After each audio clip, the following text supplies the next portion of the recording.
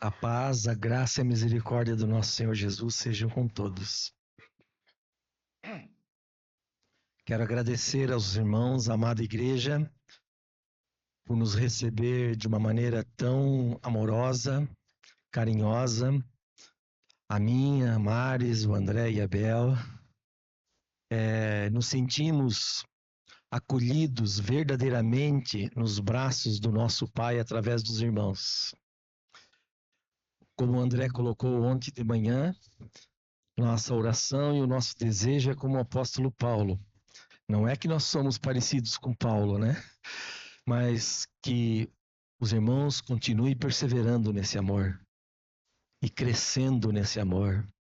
Porque nós que viemos lá de Joinville para ter comunhão com os irmãos, temos um testemunho verdadeiro em nós, que esta é uma igreja que ama.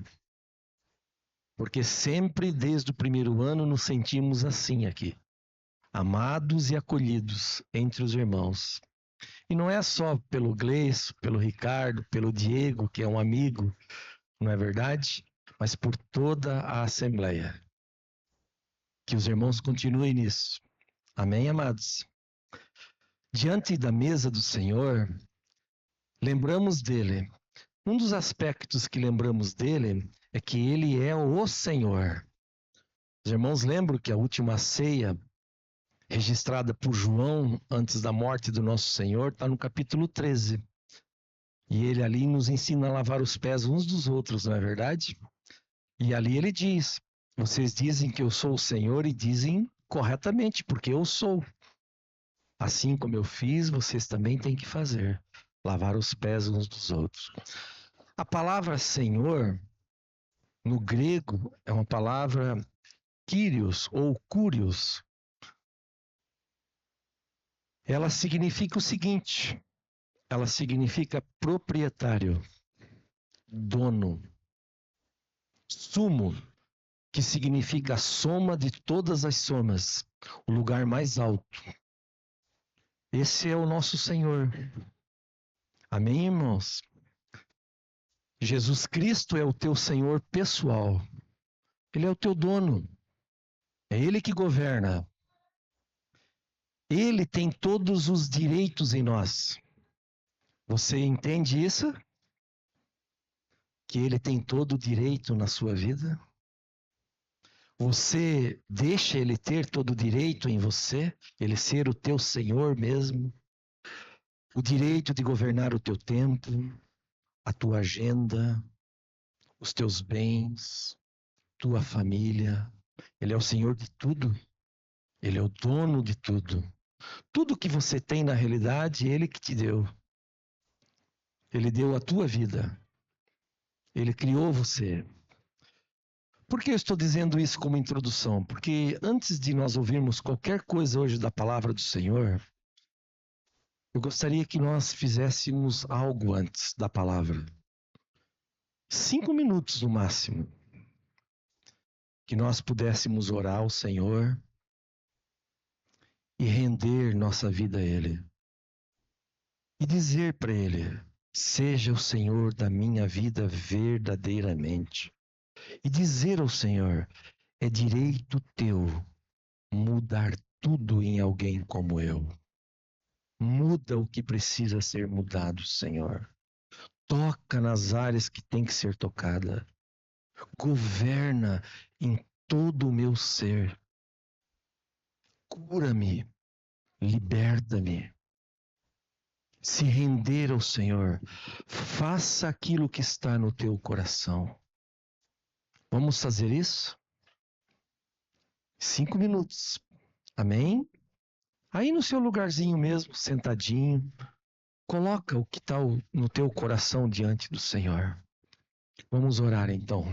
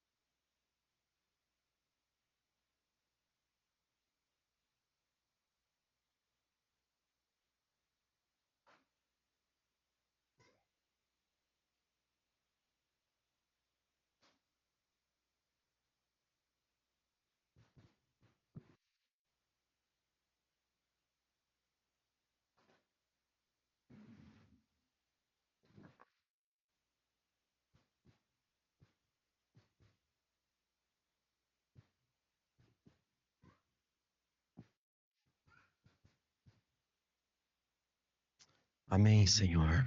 Te damos todo o direito, toda a glória. Amada Igreja do Senhor, isso que nós estamos fazendo não é algo simples. Tem que ser verdadeiramente nosso coração. Quando nós falamos isso para o Senhor, é como se assinássemos uma nota promissória com Ele. Ele vai mexer, Ele vai tocar, mas é para o nosso bem, é para o nosso progresso, é para a nossa completa alegria nele. Amém? O ano passado, quando estive aqui, nós estivemos aqui, né? Nós quatro, num determinado momento, eu estava com o Diego, com a Grazi no carro, e eles nos mostraram uma música que, na verdade, se tornou uma música pessoal no meu coração e no coração da Maris. Nós voltamos para Joinville dizendo, essa se tornou a nossa música.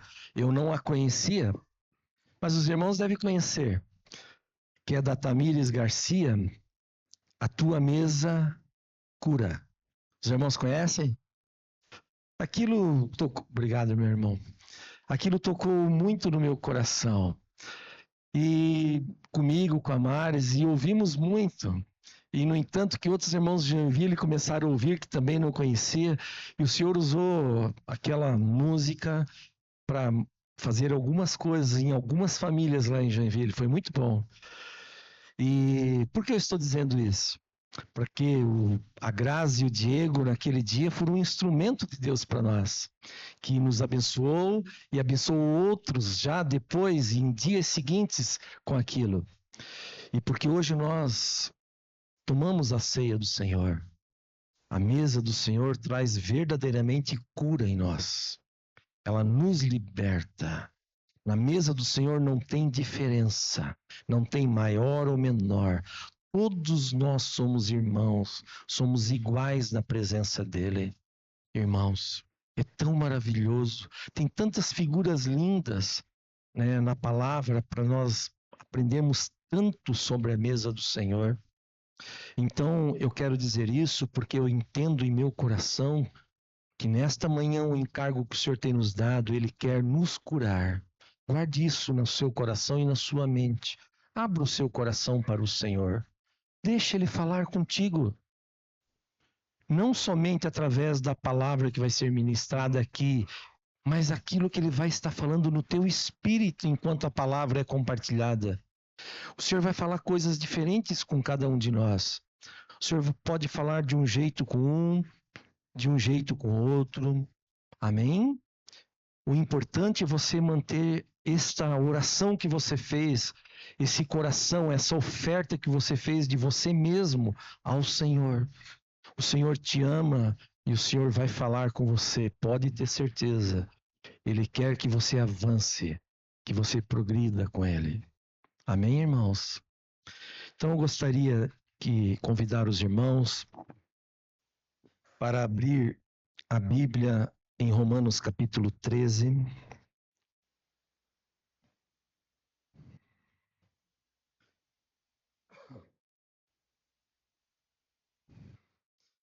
Eu recebi uma programação do Gleison, que nesse dia de hoje, lá diz que podemos ir até às 17 horas da tarde. A comunhão, foi o que... Não foi isso, Gleison? Já começou às 10, né? Mas ela pode ir até às 17 horas, né? Então, os irmãos fiquem bem firmes aí na cadeira. Tá bom, irmãos? Romanos 13, versículo 8. A ninguém devais coisa alguma, a não ser o amor, com que vos ameis uns aos outros, porque quem ama aos outros cumpriu a lei. Com efeito, não adulterarás, não matarás, não furtarás, não darás falso testemunho, não cobiçarás. Se algum outro mandamento nesta palavra se resume, amarás ao teu próximo como a ti mesmo. O amor não faz mal ao próximo, de sorte que o cumprimento da lei é o amor. Amados irmãos, amada igreja do Senhor, essa palavra que nós encontramos aqui no versículo 8, a palavra devais, ela não é uma palavra exclusivamente do mundo financeiro, uma palavra contábil. Ela também é uma palavra de relacionamento entre as pessoas. Amém? Então, a palavra do Senhor está dizendo a todos nós, sem exceção, não devais coisa alguma a alguém. Nós não devemos dever nada a ninguém, seja no mundo financeiro ou nos relacionamentos entre nós. O encargo que o Senhor nos deu nesses dias, aqui em Brasília, é sobre a igreja. Então, nós estamos vendo muitas coisas da nossa identidade coletiva. A principal coisa, então, entre nós se chama relacionamento. Nós temos relacionamento uns com os outros, marido e mulher, pais e filhos, esposa com seus maridos. Amém? Em tudo ao nosso redor, nós temos relacionamento, irmãos com irmãos, famílias com famílias. Então, irmãos, nós precisamos aprender muito sobre essa questão. Nesta última reunião pública, o nosso encargo, então, é tocar nesse ponto sobre os nossos relacionamentos, como igreja, mas também como família. Os princípios são os mesmos. O ensinamento é o mesmo, tanto para vivermos dentro de uma casa como família, também como igreja, diante do Senhor. Irmãos, Deus não nos criou para ficarmos sozinhos, para vivermos isolados e sozinhos. Isso não é saudável, dá errado. Nós somos criados para viver em família. Não só a família de marido e mulher, mas como igreja, como família de Deus. Deus nos criou assim. Quando isso é interrompido, há muitos prejuízos, há muitas coisas. Então nós precisamos prestar bem atenção no que a palavra de Deus está nos falando aqui em Romanos 13. A primeira coisa que queremos entender então é que não tem que haver dívida em nenhum relacionamento nosso. Nem profissional, nem no mundo financeiro e nem em qualquer relacionamento de nossas vidas, entre um marido e uma esposa, entre filhos e pais, pais e filhos, entre irmãos na congregação, não deve existir dívida de nenhum tipo. O nosso interesse aqui hoje não é falar da dívida do mundo financeiro, vamos só citar, porque não é o nosso interesse principal, amém? O nosso interesse principal é as dívidas dos relacionamentos entre um homem e uma mulher, o marido e a esposa, filhos e pais, pais e filhos. Amém, irmãos? Tá claro isso aos irmãos? Vamos prosseguir por aí. Agora, irmãos, então vamos definir primeiramente dívidas. O que é uma dívida? Se eu pego o dinheiro de alguém e não pago, isso é uma dívida no mundo financeiro. Por isso, se você ler o versículo 6 e 7, está dizendo aí, olha, dê tributo a quem é tributo, imposto a quem é imposto, honra quem tem que receber honra. Amém? Amados irmãos, nós jamais vamos tocar primeiro nessa dívida do mundo financeiro. Não devemos dever dinheiro a ninguém. Isso não está correto. O Senhor não quer isso. Isso destrói relacionamentos. Isso impede um relacionamento saudável. Não devemos dever, ainda que seja injusto, imposto ao governo. Devemos ser sérios. Devemos ser honestos, transparentes. Devemos viver debaixo desta lei de uma forma correta. Não devemos dever um pagamento de um serviço a ninguém que nos fez um trabalho. Não devemos ter dívida financeira, nenhum tipo. Se você lê o livro de Efésios, Alguns, antes de conhecer a Cristo, eram ladrões, roubavam, tiravam das pessoas o que não lhe pertenciam, pois há um ensinamento bem claro: agora não roube mais. O que a palavra de Deus diz? Que eu tenho que parar de roubar, mas não para aí. Ele diz, para irmos mais além, agora você tem que trabalhar mais para socorrer os que têm necessidade. Esse é o coração do Senhor neste mundo financeiro. Temos que lidar corretamente com o dinheiro. Não pode haver dívida, irmãos. A dívida é um mau testemunho. Rouba toda a glória do nosso Senhor. Quando temos uma dívida no mundo financeiro, com dinheiro, é como se nós disséssemos que Deus é incapaz de cuidar de nós. Muitos, então, trabalham muito, se ocupam, têm 2, 3 empregos, porque querem ter o dinheiro, como se Deus fosse incapaz de cuidar de si e da sua casa. Nós precisamos entender bem este assunto, irmãos. Amém, queridos? Se Deus for tocando em você, se uma das coisas que formos compartilhando tocar em você, não se desespere. O Senhor tem um caminho para nos curar completamente. Em todas as coisas. Nos libertar. Tudo, não importa se é grande a dívida ou pequena, o Senhor é um Deus que governa e que tem prazer na restauração, na cura. Amém? O nosso Deus é especialista nisso. Ele é como aquele oleiro que pega o barro e vai formando até ser um vaso de honra novamente nas mãos dele. Amém. Eu falei que eu só queria tocar um pouquinho, porque não é o nosso interesse hoje aqui. Vamos definir outras dívidas. Irmãos, numa família pode existir muitas dívidas. Por exemplo, o marido pode dever grandemente um tempo de qualidade à sua esposa. É uma dívida. Quando eles eram solteiros, estavam comprometidos para casar, se amando muito, eles faziam de tudo para estar todos os momentos juntos. No entanto, que isso cresceu tanto que eles não dá mais para eu ficar na casa do meu pai e ela ficar na casa dos pais. Nós temos que se unir em família para estarem juntos. Mas é incrível como o diabo distorce isso depois. Ele se ocupa tanto depois, às vezes, que gera uma grande dívida no relacionamento deles. Eles não param mais uns com os outros, não conversam, não cortejam mais um ao outro, não tem mais aquele momento romântico de conversa ao pé do ouvido. Não é verdade, irmãos? Estamos muitas vezes muito ocupados. É uma dívida, irmãos. O Senhor está dizendo, não devais coisa alguma.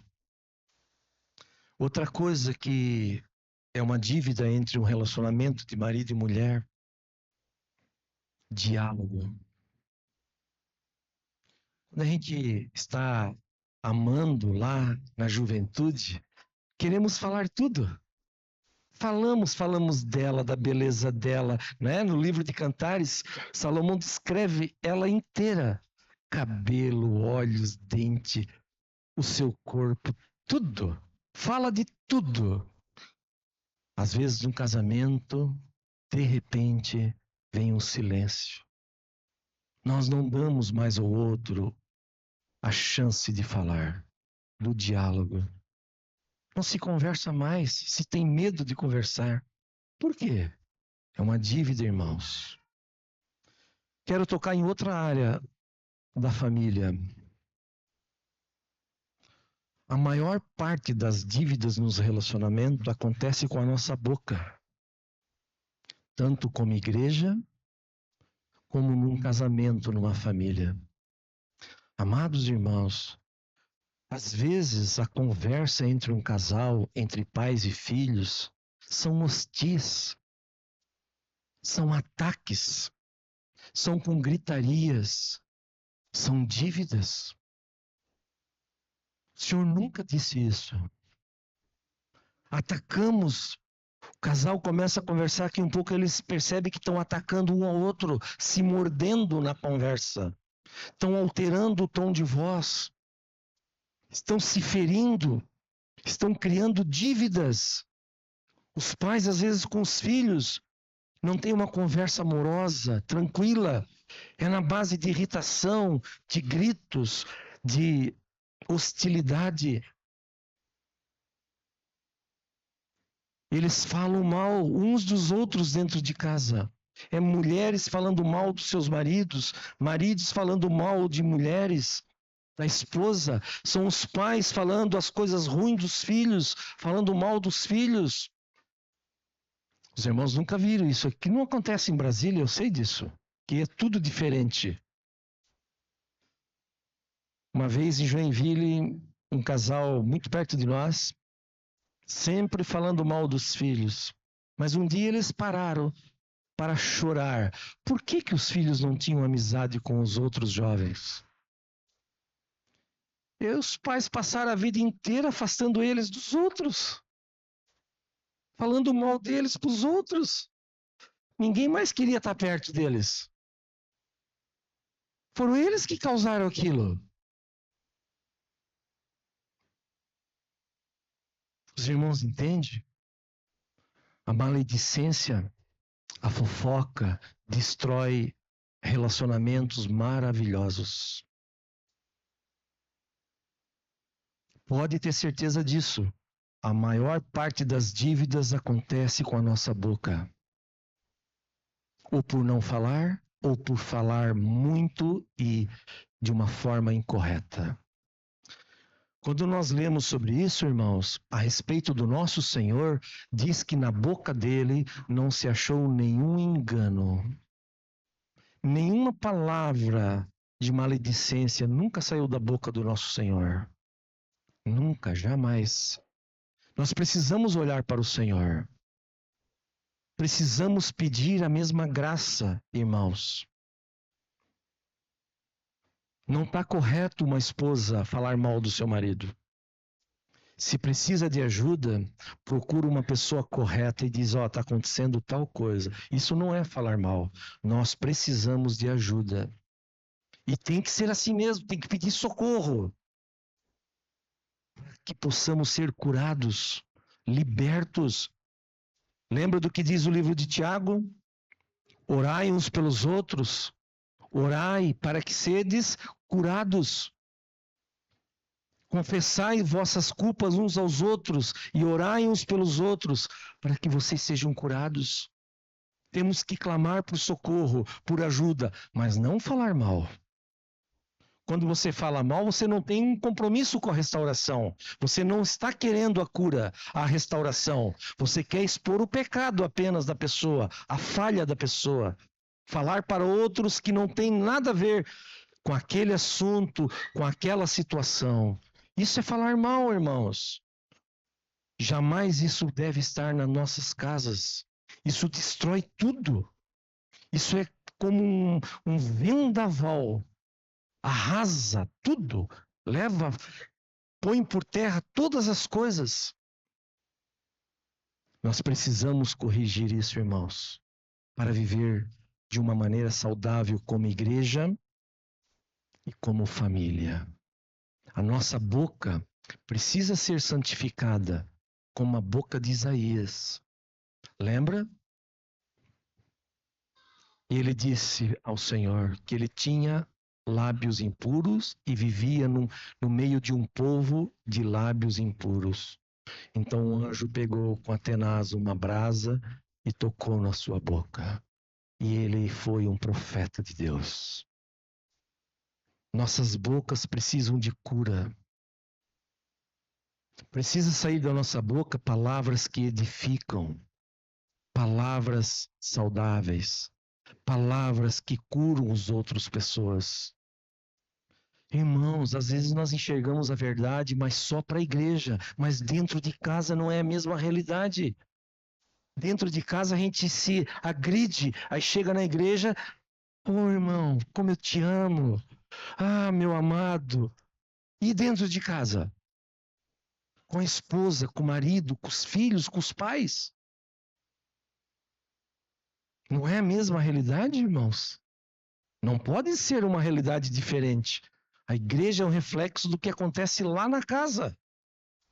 Quando nos ajuntamos, toda a realidade de vida com Cristo dentro das casas, das famílias, tem que vir aqui entre nós. A gentileza, o carinho, o esperar uns pelos outros. Os filhos não podem ter medo de conversar com os pais.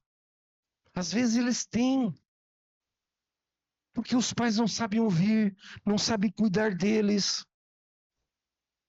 Eles às vezes decidem fechar os seus corações.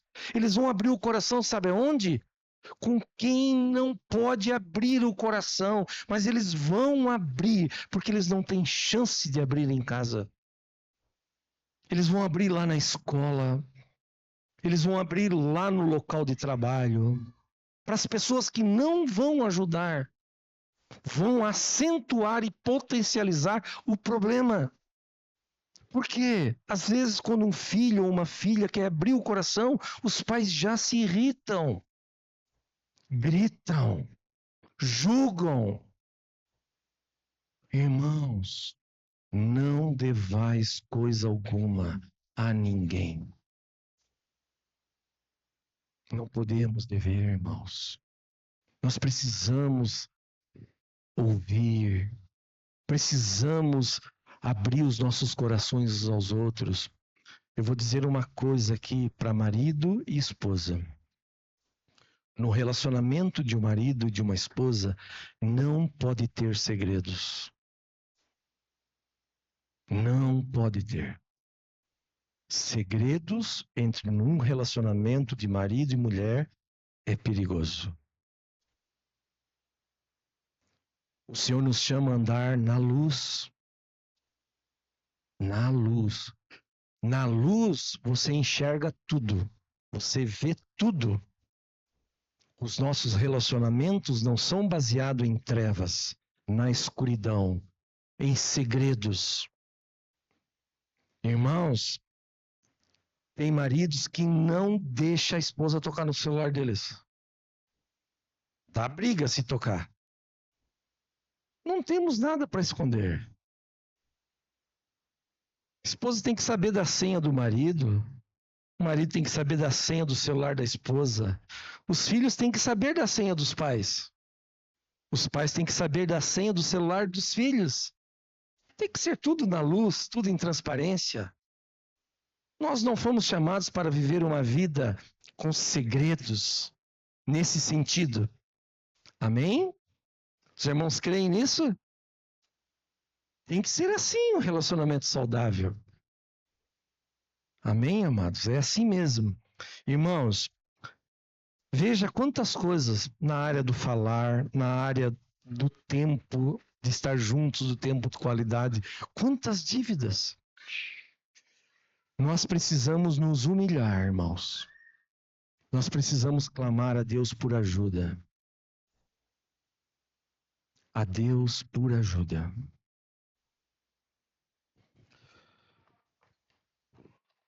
Eu quero convidar você para abrir a Bíblia agora em Mateus capítulo 18.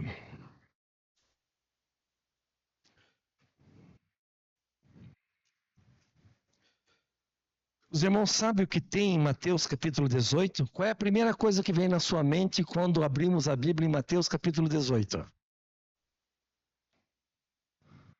Vamos lá, é para vocês responderem agora. Perdão. Quem falou? Gostei da tua resposta. Quem mais? O que vem na mente a primeira vez de Mateus 18? Para outros irmãos aí. A gente pensa que Mateus 18 é um interruptor, não é verdade? Sabe o que é um interruptor, né? Liga e desliga. Não é verdade? É tudo que nós lembramos às vezes de Mateus capítulo 18. Da disciplina, do liga e desliga. Considera gentil publicano ou não? Mas essa não é a ênfase desse capítulo. Esse capítulo é extremamente maravilhoso. porque fala de relacionamentos. É um capítulo que fala de relacionamento entre as pessoas. Então, nesse capítulo, nós vamos entender uma coisa sobre as dívidas. Aqui nós vamos entender de onde as dívidas surgem nos relacionamentos entre as pessoas. Amém? A gente precisa descobrir isso. Por quê? Para que não tenhamos dívida. Nenhum tipo de dívida. Nós precisamos conhecer como isso acontece conosco. Por que tantas dívidas surgem nos nossos relacionamentos? O Senhor vai nos ensinar. E é neste capítulo, porque aqui ele está falando de relacionamento do seu povo, mas nós vamos trazer isso para dentro das nossas famílias. Então, vamos ler Mateus capítulo 18, versículo 1. Naquela mesma hora chegaram os discípulos a Jesus dizendo: quem é o maior no reino dos céus? Jesus chamou um menino e o pôs no meio deles. E disse: em verdade vos digo que, se não vos converterdes e não vos fizerdes como meninos, de modo algum entrareis no reino dos céus. Portanto, aquele que se tornar humilde como este menino, este é o maior no reino dos céus. E qualquer que receber em meu nome um menino, tal como este, a mim me recebe. Até aqui. Irmãos, o Senhor, em outras palavras, está dizendo que nós precisamos ser como uma criança. Vamos pensar numa criança. Vamos pegar uma criança como o Bernardo aqui. Se todos nós ficássemos em pé ao redor dele, o que todos nós seríamos para o Bernardo ao redor dele? Ele ia olhar para todos nós, o que ele pensaria? Será que ele pensaria assim, aqui tem um advogado, aqui tem um médico, aqui tem isso, tem aquilo, eles são... Ele ia olhar, o que ele ia ver? Todos são grandes ao redor dele. Quando o Senhor diz que nós temos que nos tornar como uma criança, o Senhor está dizendo que nós temos que ver todas as pessoas como maior do que nós. Irmãos, é daí que surgem as dívidas. Quando nós queremos ser grandes e não pequenos. O Evangelho nunca diz para você ser grande, sempre para você ser pequeno. Às vezes não temos dificuldade de nos humilhar, mas quando é para considerar o outro maior do que eu, aí começam as dificuldades. Pensa agora no seu relacionamento com a sua esposa ou com o seu marido. Pensa naquelas discussãozinhas. O que estava em jogo lá quando vocês discutiram?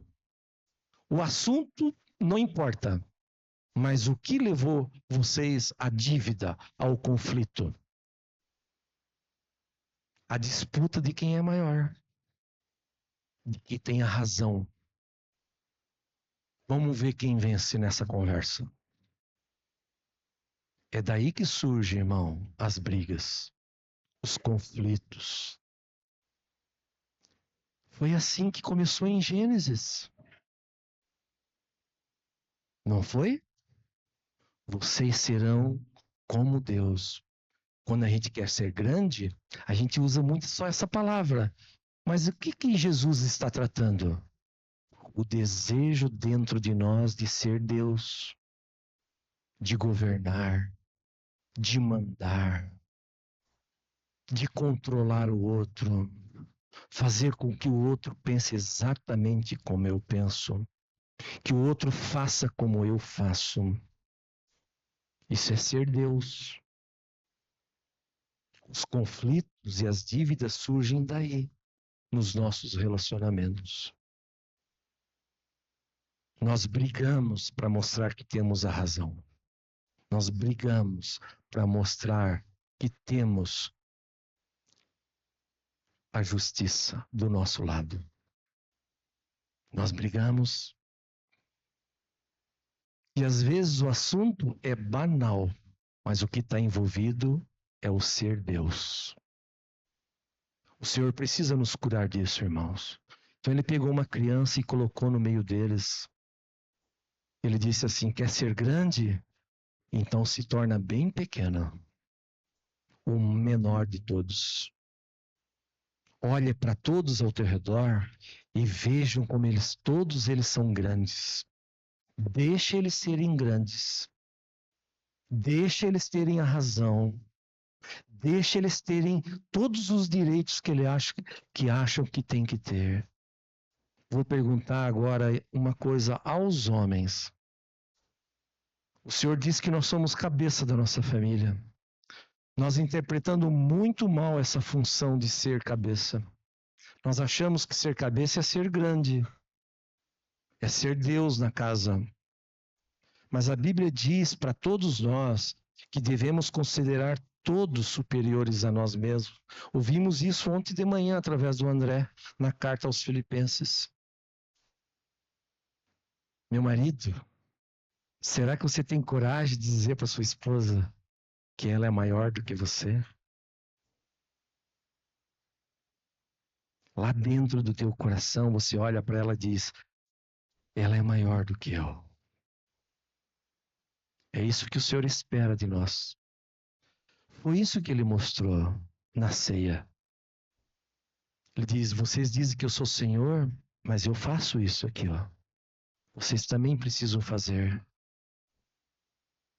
Lá dentro você olha para sua amada esposa e diz, ela é maior do que eu. Quando nós vemos que isso é uma verdade no relacionamento, o Senhor está dizendo aqui, ó. Se você não sabe como avaliar isso direito, o Senhor está nos ajudando, dizendo, é se tornar um servo. O marido, às vezes olha para a esposa, acha que só a esposa tem que servir. Mas se você considera ela superior a você, você também vai servi-la.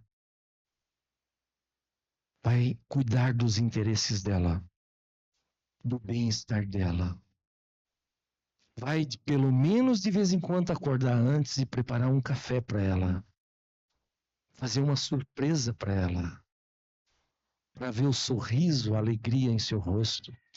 O Senhor disse que esta verdade, ela só é verdade quando nós nos consideramos menor e servimos ao outro. Isso significa ser menor do que o outro, quando nós decidimos servir, ajudar. Irmãos, quando nós vivemos essa verdade, acabam os conflitos. Quando você diz, eu não quero mais ser como Deus, eu não quero mais ser grande com a minha esposa, eu não quero mais ser o maior com meu filho. Isso é uma questão dentro de nós, irmãos. Eu quero considerar os outros superiores a mim mesmo. Eu quero servir a todos. Quero servir minha esposa, quero servir meus filhos, quero olhar para os meus irmãos e quero servi-los nas suas necessidades. Eles são maiores do que eu. O meu Senhor fez isso. O meu Senhor me ensina a andar nesse caminho. O Espírito Santo habita em mim e Ele quer me guiar nesse caminho. Nas pegadas do meu pastor, nas pegadas do Senhor Jesus Cristo. Como disse o apóstolo João, assim como ele andou, eu também quero andar. Não é isso, irmãos? É fácil dizer que estamos em Cristo, mas não andamos como ele anda. Não vivemos como ele vive. Nós cantamos através de muitas músicas, falamos às vezes uns para os outros. É importante isso. Mas isso não pode eliminar uma verdade, uma realidade, no andar nosso. É daqui que surgem todas as dívidas. O André falou sobre a soberba e humildade ontem. Ele colocou isso como um solo fértil. Quero colocar isso de uma outra maneira, olhando para Gênesis e para esse texto do Senhor Jesus. A soberba, irmãos, a grandeza, a altivez, a arrogância, ela é de fato a base de todo o caos. Todo caos, toda guerra, toda depravação surge do orgulho, da soberba. A humildade é a base de todas as bênçãos. Não há um fluir de bênção sem a humildade. Quando Lúcifer, o anjo de luz, criado pelo Senhor, se exaltou, começou todo o caos. O homem nem existia, não tinha sido criado ainda. Eu colocarei o meu trono acima, a grandeza, a altivez. Eu quero ser maior. Eu quero ser o primeiro. Eu quero ser aquele que governa tudo. Dali que surge tudo. Foi com esse veneno que ele colocou no homem depois da criação. Se você comer, você vai ser assim. Você que vai governar o que é certo e o que é errado. Não é assim nos conflitos? O outro tem que entender que o que eu estou falando é que é o correto. É o que tem que prevalecer. Não está lá naquela árvore lá, irmãos? Naquele veneno? Nós temos que aprender a perder os nossos direitos, a não se defender. Temos que ser pequenino como uma criança. Uma criança é indefesa. Eles apanham porque eles não têm como se defender.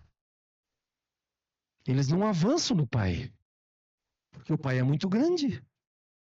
Mas quando eles crescem, pode dar conflitos feios. Entende? Eles apanham. Nós temos que aprender assim, como uma criança. Ficar indefesos. A gente é treinado a se defender. Mas o Senhor nos treina a se tornar indefesos, a confiar na defesa dele. Ser como a criança é permitir que outros nos defendem. Que Deus nos defenda. Que Deus nos julga. Que Deus seja por nós e não nós por nós mesmos. 1 Pedro ensina isso. Quando ele era injuriado, não injuriado. Quando ele era maltratado, ele não se fazia forte para dar o outro soco. Diz que Cristo se entregava. Ele não fazia ameaças. E se entregava àquele que... Ele se colocava numa posição de o pai defendê-lo. De o pai julgar a situação. Esse é o caminho, irmãos. Se tornarem indefesos. É tudo contra aquilo que a gente sempre quis ser. Forte. Nos defender. Mas quando lemos a palavra, o Senhor vai nos ensinando tudo ao contrário. Este é o novo homem em Cristo. Um homem, uma mulher, filhos que confiam em Deus. Na defesa de Deus. Nas coisas de Deus. Amém, irmãos? Os irmãos estão entendendo? Que capítulo maravilhoso de Mateus 18. A primeira coisa que o Senhor diz, não seja grande. A segunda coisa, não se defenda. Deixa que eu faço isso. Você confia no Senhor para o Senhor fazer isso por você? Entre você, marido e esposa, filhos e pais, pais e filhos, irmãos com irmãos. Amém? Quando nós trilhamos esse caminho, nós nos perdemos. É a segunda coisa que o Senhor vai falar nesse capítulo aí, da ovelha perdida. A ovelha perdida não é só aquela que se afasta, se desgarra. Tem muitas ovelhas perdidas dentro do rebanho. Lembra de Lucas capítulo 5? O filho perdido lá, o filho pródigo, não é só aquele que foi embora. Tinha outro filho perdido dentro da casa do pai. Que entendia tudo errado sobre o pai. Que tinha um relacionamento errado com o pai. Ele também estava perdido. Ele precisava ser salvo. O Senhor diz que Ele salva os que vão e os que ficam perdidos dentro da sua casa. É isso que temos que entender. Quando queremos ser grandes, fortes, quando conflitamos, nós nos perdemos, irmãos. E o Senhor precisa nos resgatar. O Senhor precisa nos trazer de volta para a restauração, para a cura, para a liberdade. Quando nós entramos num conflito e nos magoamos, nos ressentimos, nos tornamos perdidos e presos. Precisamos tanto ser achados e salvos, quanto precisamos ser libertos. Amém? Muito bem. Esse capítulo é muito grande, mas por causa do nosso tempo, vamos dar um pulo aqui e vamos chegar numa parte que nos interessa nesta manhã. No capítulo 18 de Mateus, vamos ler a partir do versículo 23. Então, antes de lermos, no mundo é assim, irmãos. Os irmãos podem, após a reunião, conferir isso com o Henrique. No mundo que não tem Deus, só funciona de uma maneira: aqueles que mandam, os que dominam sobre os outros. Senão não funciona. Se nós tirássemos os semáforos das ruas, vai funcionar? É isso aí. Porque não há um coração verdadeiro cristão nas pessoas. Ninguém vai dar a vez para o outro. Vai dar um monte de colisão. Não, eu tenho que ir primeiro. O outro também vai pensar assim. O outro também vai pensar assim da outra direção. E vira um caos. Este mundo sem Deus funciona através do domínio, mas o reino dos céus não. A igreja não. A igreja não funciona nesse princípio. Os relacionamentos, as famílias não funcionam nesse princípio. Vamos ver em qual princípio funciona. Por isso o reino dos céus pode comparar-se a um acerto, a um certo rei que quis fazer contas com seus servos. Começando a fazer contas, foi-lhe apresentado um que lhe devia 10.000 talentos. E não tendo ele com quem pagar, o seu senhor mandou que ele, sua mulher e seus filhos fossem vendidos. Contudo, quanto tinha, para que a dívida se lhe pagasse. Então aquele servo, prostrando-se, o reverenciava, dizendo: Senhor, seja generoso para comigo, e tudo te pagarei. Então o senhor daquele servo, movido de íntima compaixão, soltou e perdoou-lhe a dívida. Saindo, porém, aquele servo, encontrou um dos seus conservos, que lhe devia 100 dinheiros, e lançando mão dele, sufocava-o, dizendo: Paga-me o que me deves. Então o seu conservo, prostrando-se a seus pés, rogava-lhe, dizendo: Sê generoso para comigo, e tudo te pagarei. Ele, porém, não quis, antes foi lançá-lo na prisão, até que pagasse a dívida.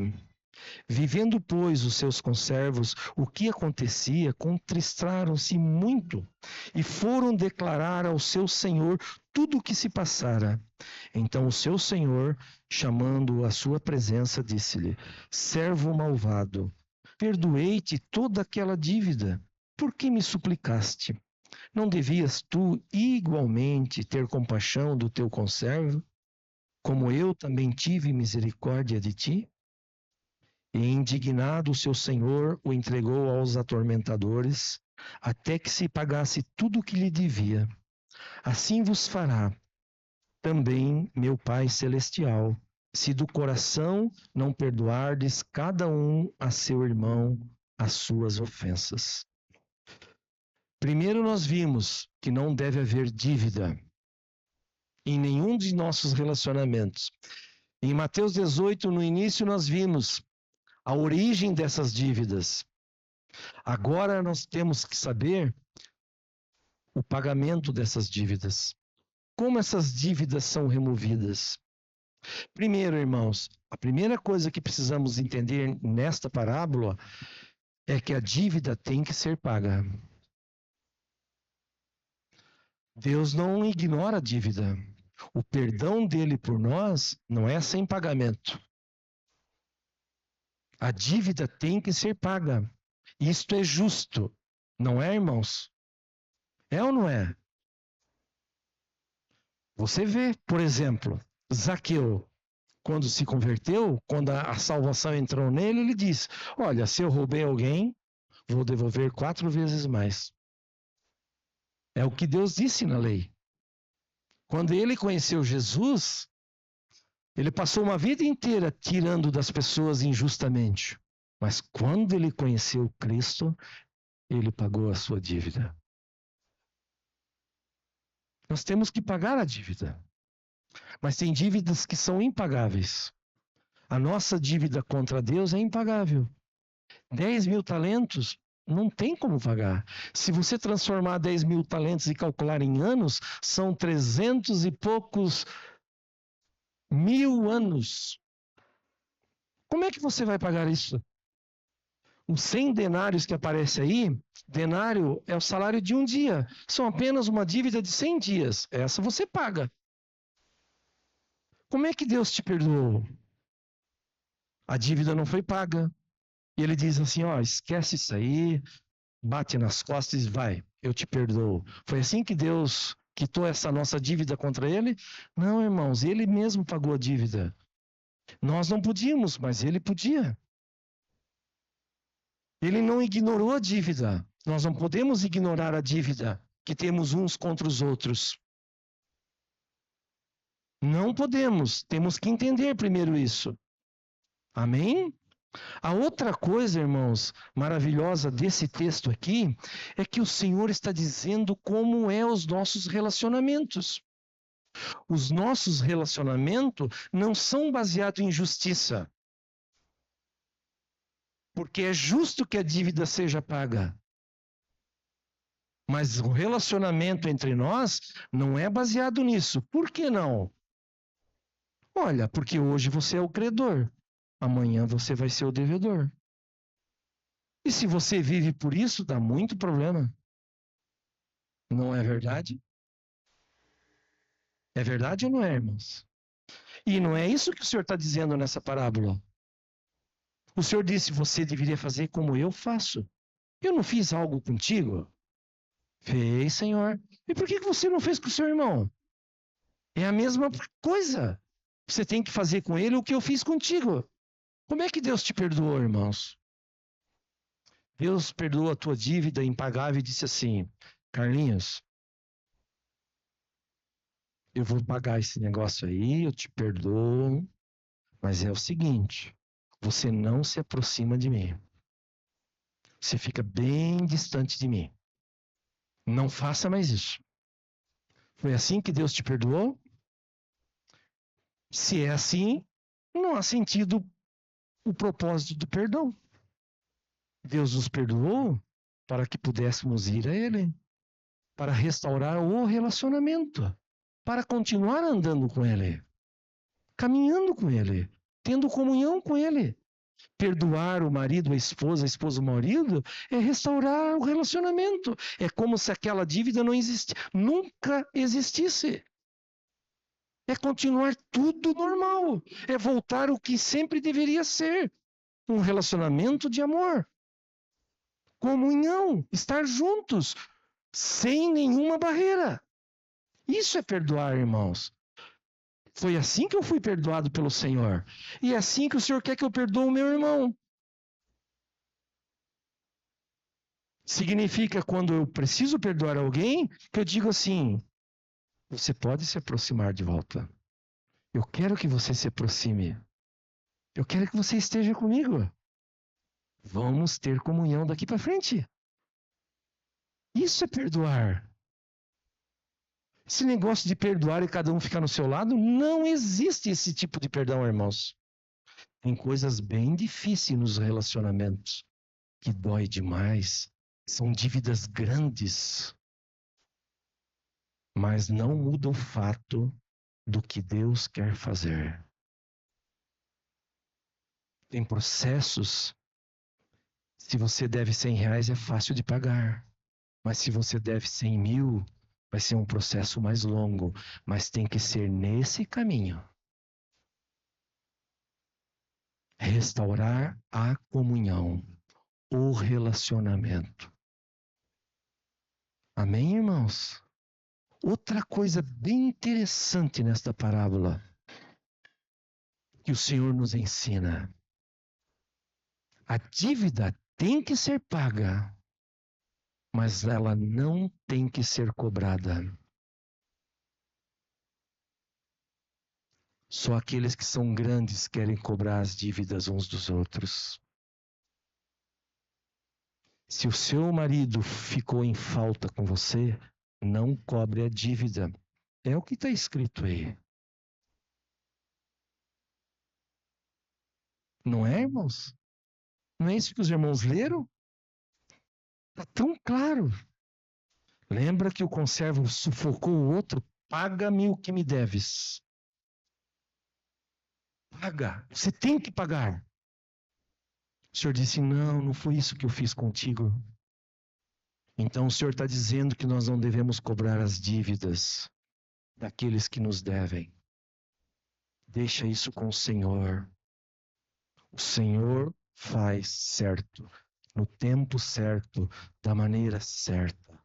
Irmãos, tenta cobrar uma dívida. Sabe onde vai terminar? Na prisão. As pessoas vão ficar aprisionadas, presas, encarceradas nas suas angústias, nas suas amarguras, nos seus ressentimentos. Elas ficam presas. Por que não precisamos cobrar a dívida? E ao invés de cobrar a dívida, ter um coração cheio de misericórdia de perdoar. Sabe por quê? Aqueles que recebem a pancada, a afronta, por que Deus não fala diretamente, primeiramente, com aquele que causa a dívida? Ele fala com aquele que sofreu a dívida. Por quê, irmãos? Porque é eles que precisam de muito amor rapidamente.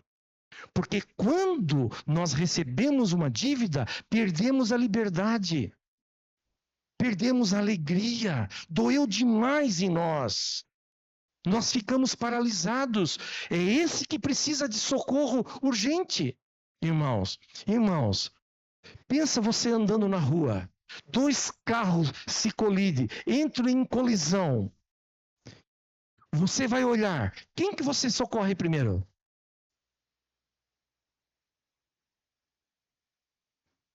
O que está quase morrendo.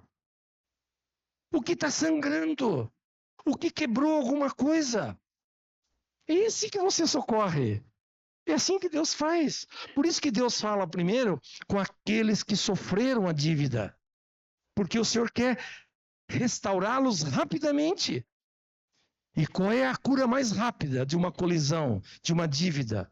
Perdoa. Quando perdoamos, ficamos curados. O perdão é a chave da prisão. Não fica nenhuma prisão quando eu decido perdoar. Você abre e sai livre. É como um remédio poderoso. Te cura na hora. Te cura na hora. O perdão é como aquela corda que tirou José do buraco, quando os irmãos feriram ele e jogaram ele naquele buraco. O perdão, irmãos, é como José, ela é uma figura linda de como Deus nos perdoou. Já leram o perdão de José com seus irmãos? Capítulo 45 de Gênesis. Qual é a primeira frase que ele diz quando ele se revela como irmão deles? Qual é, irmãos? Vou dizer aos irmãos. Ele diz, eu sou José, vosso irmão, aquele que vocês venderam. Ele diz assim, achegue-se a mim. Vinde a mim. Pode vir. Não fique com medo. Olha o coração. O José diz, não fiquem tristes. Não fiquem com medo. Vem para mim. Vocês pensam que vocês causaram mal a mim? Não, foi Deus que me trouxe para esse lugar. Que coração. Quando nós perdoamos, nós somos assim. Nós somos livres. Nós vemos tudo corretamente. Não cobre as dívidas. perdoe. E diga às pessoas, pode se chegar. Pode continuar andando, entrando e andando na minha vida e na minha casa. Lembra-se da pergunta de Pedro aqui? Senhor, tudo bem, eu entendi, eu tenho que perdoar os meus devedores. Mas fala uma coisa para mim, dá um limite nesse negócio aí. 7 vezes num dia? Irmãos, parece tão pouquinho, mas vamos pensar como Pedro estava pensando. Ele perguntou 7 vezes num dia? Imagine você ser golpeado 7 vezes num dia. A esposa aí tem que pensar assim, ó. Estou pensando, a Mariana no Henrique. Desde quando ele acordar, ele dá-lhe uma, dá-lhe duas, dá-lhe 3, vem para o almoço, dá-lhe mais uma. 7 vezes num dia, Senhor? Diz que é só 7, Senhor. Porque na 8ª eu viro no pescoço dele. Não é assim, irmão? Nossa carne é assim. O Senhor olhou para ele e disse, não, Pedro. Não é 7 vezes. É 70 vezes 7. Irmão, o que significa isso? Vamos pensar na primeira vez que você foi ferido. No seu relacionamento com alguém. A pessoa, te golpeou. O que significa que ela pode te ferir a segunda vez? Você vai entender mais sobre o perdão novamente, ó. Por que ela pode me ferir a segunda vez? A terceira, a quarta. Porque quando ela me feriu na primeira, eu perdoei. O que significa isso? Eu continuei andando com ela. Eu continuei tendo relacionamento com ela. Eu continuei em comunhão com ela. Então ela falhou de volta, criou outra dívida. Dá-la a segunda. Perdoei. Continuei andando, comunhão.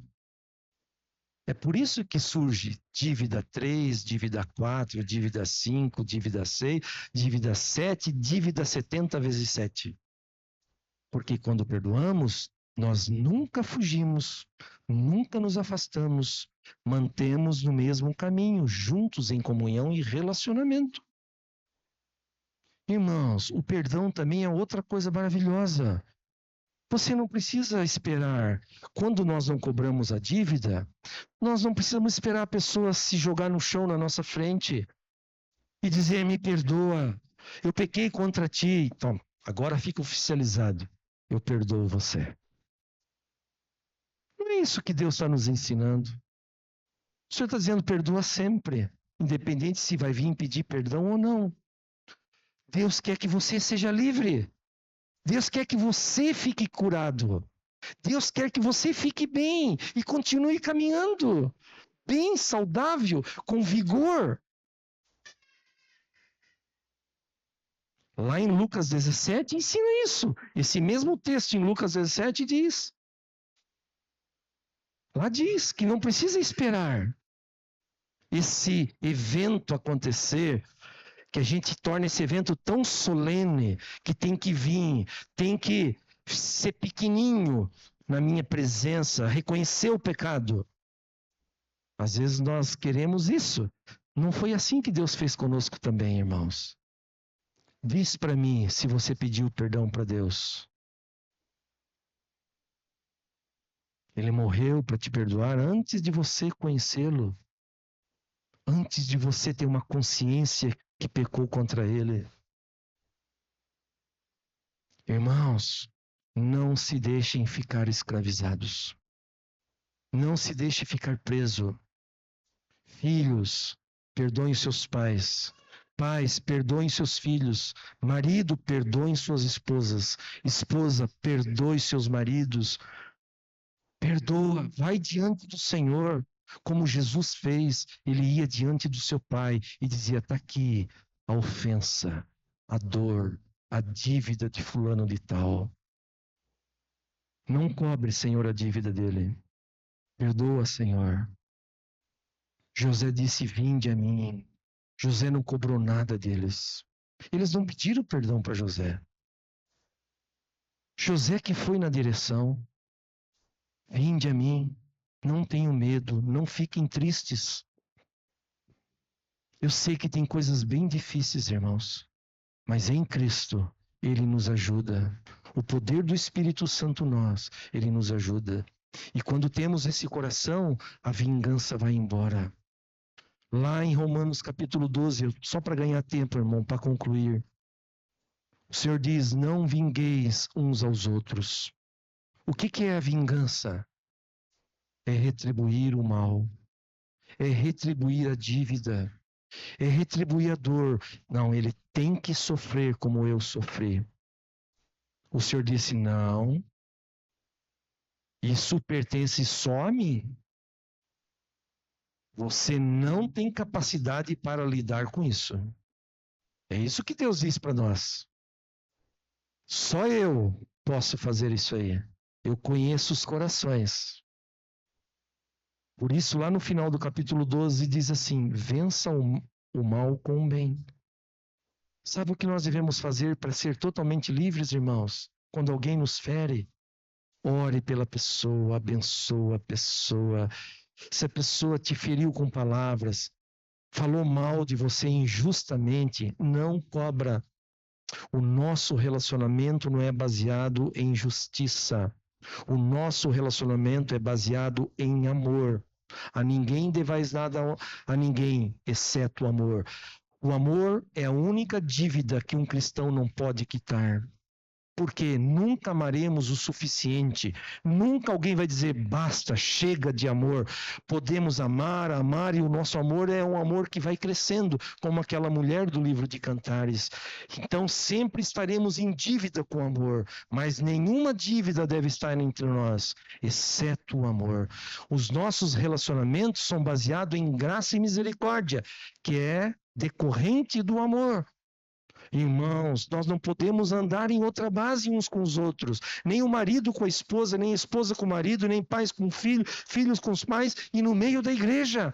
A base do relacionamento da igreja é a graça. A graça, irmãos, não é apenas um favor imerecido, como às vezes a gente define a graça com essa frase. A graça é o amor de Deus em ação. Toda vez que o amor de Deus entra em ação, ele é prático, a Bíblia chama isso de graça. A tua graça me basta. Deus me amou, me basta isso. É a ação do amor de Deus. Irmãos, os nossos relacionamentos, esta é a verdadeira base. Amar. O amor é paciente, o amor tudo sofre, o amor é benigno, o amor tudo crê, o amor espera, o amor, como nós lemos em Romanos 13, o amor não faz mal. Toda vez que machucamos alguém, falhamos no amor. Toda vez que criamos uma dívida, de alguma forma, falhamos no amor. Mas o amor não falha, irmãos. O amor não falha. Veja, o amor não se irrita. Olha quantas irritações tem entre nós, entre o relacionamento de marido e esposa. Muitas irritações surgem. Diz que o amor não se irrita. Como nós precisamos voltar ao amor. O amor não se comporta de uma forma inconveniente, diz lá em Coríntios. Lá Paulo está tratando do amor relacional, nos relacionamentos. Entre o capítulo 12 e o 14, ele está falando do corpo de Cristo, dos dons, do funcionamento, dos vínculos, do relacionamento. E lá no meio, ele coloca aquele recheio do amor. Se ele está descrevendo o que é amor. E lá ele diz, eu queria ler esse texto, mas não vamos ler, os irmãos conhecem. Diz que, irmãos, lembra do sino que tinha, os músicos aqui sabem, dá um som incerto. Quando não amamos, nós não temos o tom correto nos relacionamentos. Se eles estão tocando aqui, alguém insiste num tom errado, dá tudo errado, não dá, Henrique? Tem que ter misericórdia. O amor é o tom correto dos relacionamentos. Também diz outras duas coisas. Que sem amor não sou nada. E também sem amor nada se aproveita. 3 coisas importantes. Então ele começa a descrever o amor prático dos relacionamentos. Sem mal, sem egoísmo, que não busca o seu próprio interesse, sem irritações. A paciência tem que surgir como fruto do amor. O sofrimento tem que surgir pelo fruto do amor. A espera tem que surgir. Lembra que eu falei? Vai a Deus. Se você foi golpeado no relacionamento conjugal, não cobra dívida. Vai a Deus e espera. Ah, Deus faz coisas extraordinárias. Os irmãos entendem, irmãos? Amar, graça e misericórdia é a base dos nossos relacionamentos. Não é a justiça, irmãos.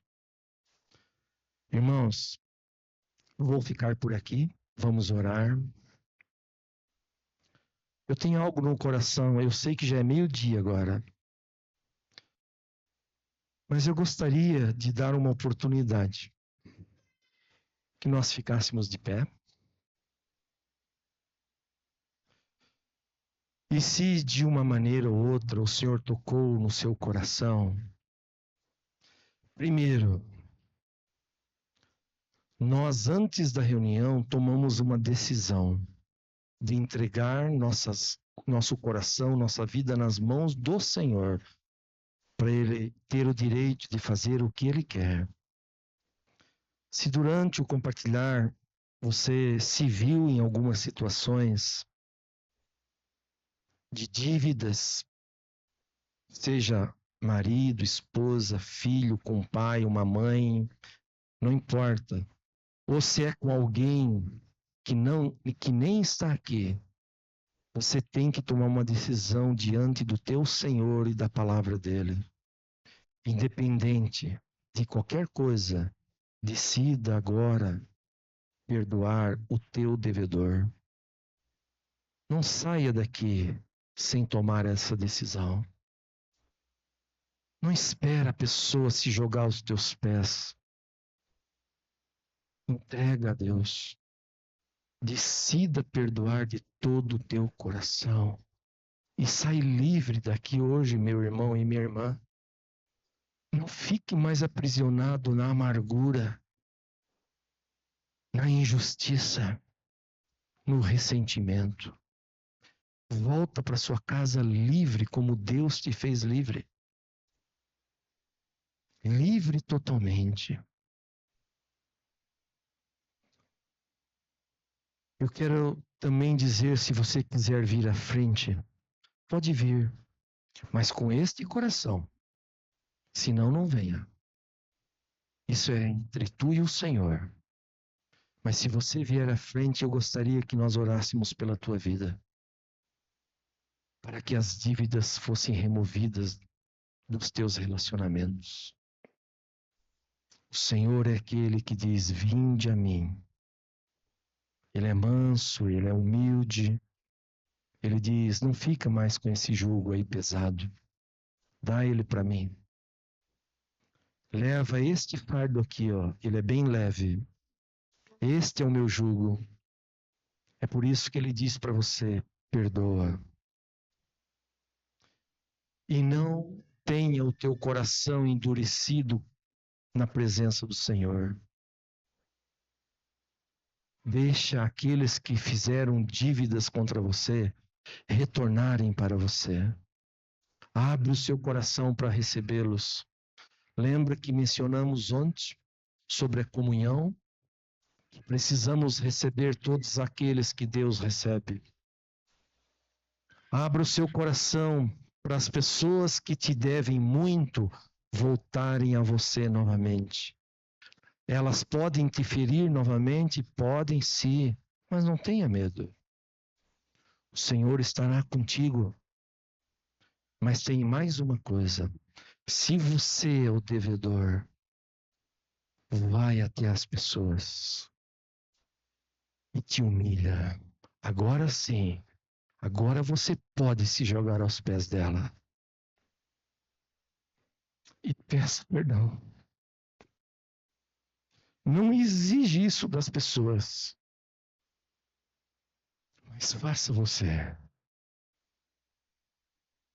O Senhor nunca pediu para um discípulo dele lavar o pé dele. Vocês viram uma outra cena assim nas Sagradas Escrituras? Ele nunca exigiu, mas ele fez. Não exija que as pessoas façam isso com você. Mas se você deve, vai até elas.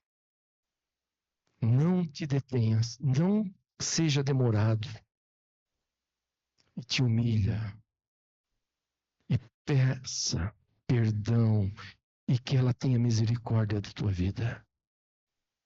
Como nós vimos nessa parábola. Amém, irmãos? Então, se tem alguém, pode vir à frente, não tenha vergonha, nós somos uma família. Não importa a tua dívida.